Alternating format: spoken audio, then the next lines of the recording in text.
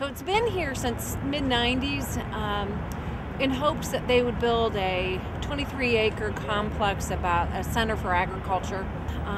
The programs really never got launched off the ground, so we decided we'd move it back to the fairgrounds and put it in the midst of Pioneer Village and all the thriving exhibits that we have during the fair.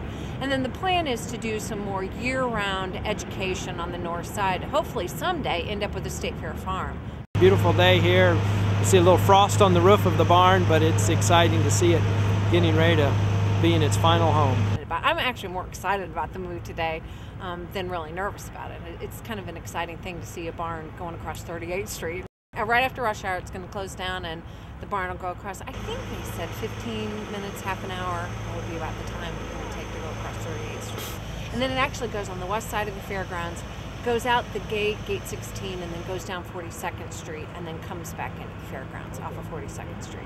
There's a science to it. We had a couple companies that bid on the project. We also have an architect and engineering firm, Structure Point, that did a lot of the work. And then we have a general contractor here, and then we have our superintendent of buildings and grounds, who's an engineer.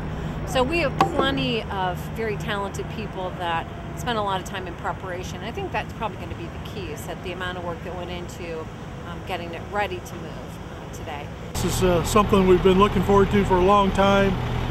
We never thought we'd be moving it like this again, but it's just going to be a great situation for the center and the fairgrounds and all the educational components that we're going to be doing out here in the fairgrounds in the future.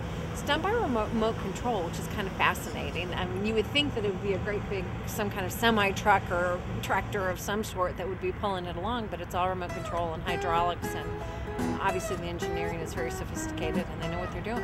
Once we get through the tight spots are slow. Once we get in the parking lot, we can keep going walking speed. This runs the building. It drives it, it steers it, lifts it.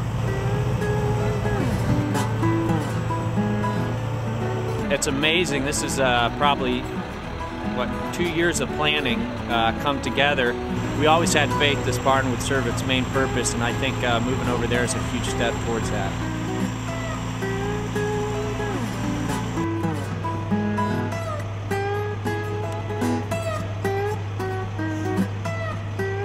This barn was built by Herman Cranner back in 1936, and every time I look at this barn, I wonder what Mr. Cranner would think of it. And I think he'd be so proud of what we're doing today and the use that this barn is going to be put to. So.